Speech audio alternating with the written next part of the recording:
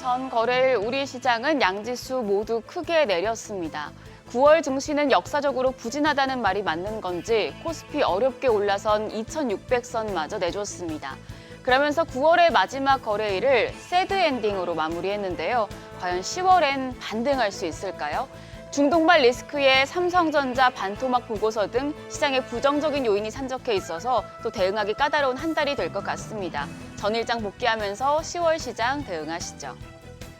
양지수 모두 부진했습니다. 코스피가 2.13% 급락해서 2,593.27포인트, 3거래일 만에 다시 2,600선 아래로 떨어졌습니다. 코스닥도 1.37% 하락해서 763.88포인트였습니다. 개장할 때 반짝 상승하던 지수는 점차 낙폭을 키우더니 종가 저점 수준에서 마무리됐습니다. 밸류업 지수의 약세와 수급 공백, 중국으로의 수급 쏠림 등 하방 요인이 많았던 것으로 풀이됩니다. 수급 상황이 특히 시장에 부정적이었습니다. 외국인이 우리 시장에 대규모 매도 폭탄을 던졌는데요. 유가 증권 시장에서 1조 원 이상 팔아치우면서 지수를 끌어내렸습니다. 여기에 기관도 2,135억 원 매도 포지션 취했습니다.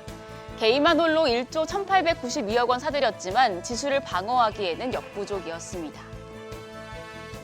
코스닥 시장에서도 메이저 수급 주체의 양매도가 나왔습니다. 외국인이 501억 원 순매도했고 기관도 256억 원 매도 우위 기록했습니다. 개인만 홀로 800억 원 사자 포지션 취했습니다. 시가총액 상위 종목 마감가 확인하시죠.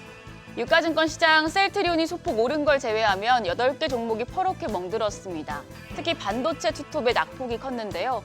삼성전자가 4.21% 하락해서 61,500원, SK하이닉스가 5% 넘게 하락하며 174,600원까지 내렸습니다.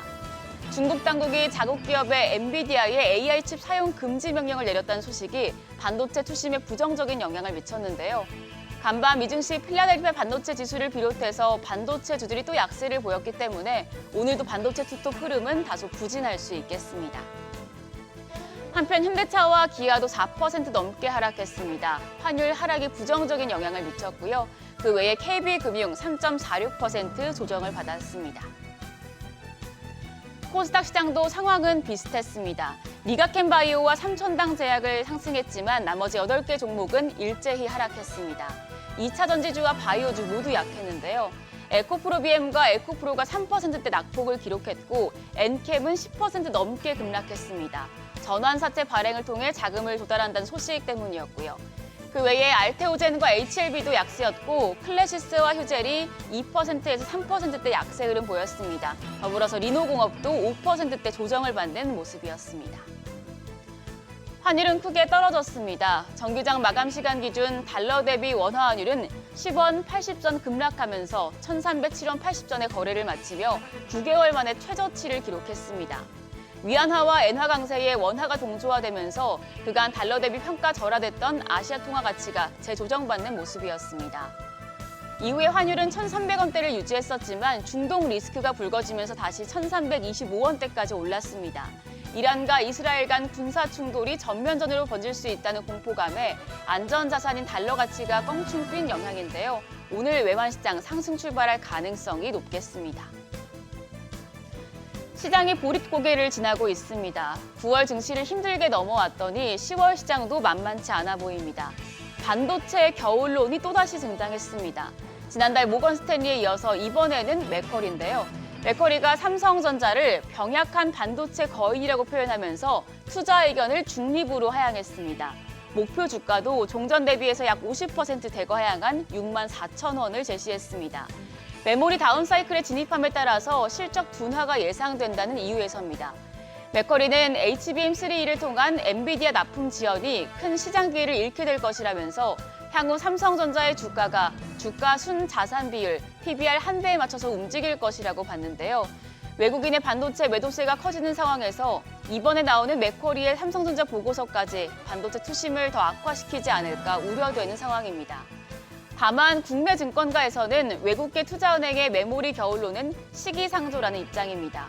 키움증권은 오히려 HBM 수급 환경이 공급 과잉에서 균형이 맞춰지며 좋아질 것이라고 분석했습니다. 그러면서 삼성전자는 HBM3 시장 진입에 따라서 주가 상승 모멘텀이 있고 SK하이닉스도 주가 반등이 예상된다고 전망했는데요.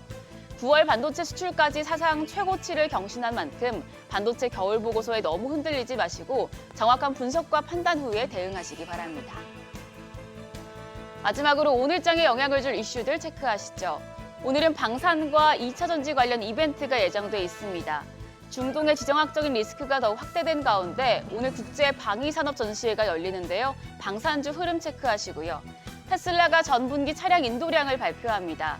테슬라는 지난 분기에 약 46만 대 차량을 인도했을 것으로 추산되는데 테슬라 인도량 추이에 따라서 2차전지 관련주들의 영향을 미치겠습니다. 한편 지난 전 거래 시간의 거래에서는 자율주행 관련주가 강했습니다.